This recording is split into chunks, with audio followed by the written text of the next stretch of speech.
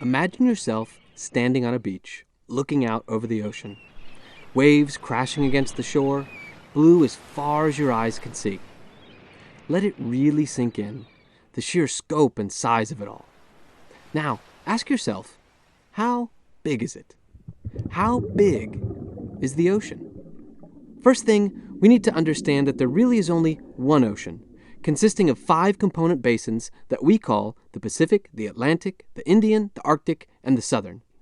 Each of these 5, while generally referred to as oceans in and of themselves, are really and truly a part of a single massive body of water, one ocean, which defines the very face of planet Earth. The ocean covers roughly 71% of our planet's surface, some 360 million square kilometers, an area in excess of the size of 36 USAs. With such a vast spread, when viewed from space, the ocean is, by far, the dominant feature of our planet.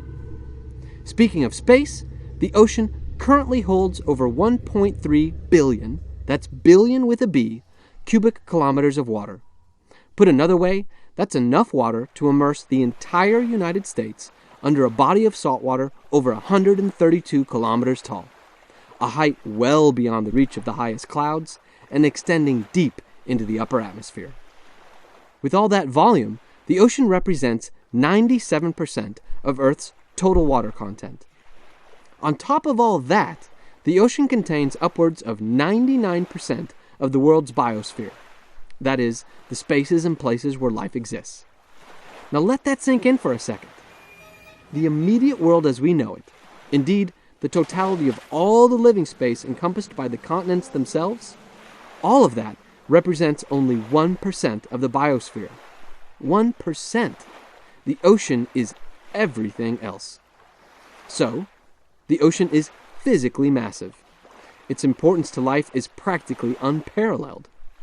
It also happens to hold the greatest geological features of our planet. Quickly, here are 4 of the most notable. The ocean contains the world's largest mountain range, the mid-ocean ridge.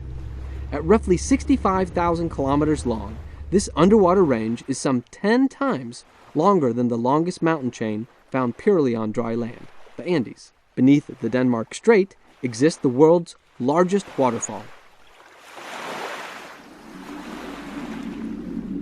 This massive cataract carries roughly 116 times more water per second over its edge than the Congo River's Inga Falls, the largest waterfall by volume on land.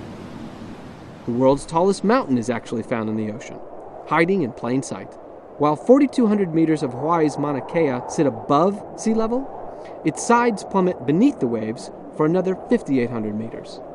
From its snow-covered top to its silt-covered bottom, then, this Hawaiian mountain is roughly 10,000 meters in height, dwarfing tiny Everest's paltry peak by well over a kilometer. And since we're picking on poor Everest, let's consider the world's deepest canyon, the Challenger Deep, existing 11 kilometers below the ocean's surface, some 6 times deeper than the Grand Canyon. That's deep enough to sink Mount Everest into and still have over 2.1 kilometers of water sitting atop its newly submerged peak. Put another way, the depth of the Challenger Deep is roughly the same height that commercial airliners travel. So, pretty much however you choose to slice it, the ocean is capital B, capital I, capital G, big. It defines our planet, home to the greatest geological features, comprises the largest living space, and accordingly is home to the greatest numbers and forms of life on Earth. It is practically incomprehensible in scope.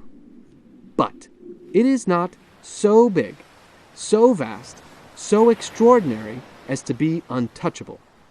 In fact, with roughly 50% of the world's population living within 100 kilometers of a coastline, and with most of the remainder living close enough to lakes, rivers, or swamps, all of which ultimately lead to the ocean, virtually every single person on the planet has the opportunity to influence the general health and nature of the world ocean. Evidence of human influence is seen in every part of the ocean, no matter how deep, no matter how distant. The ocean defines our planet, but in a very real sense, we define the ocean.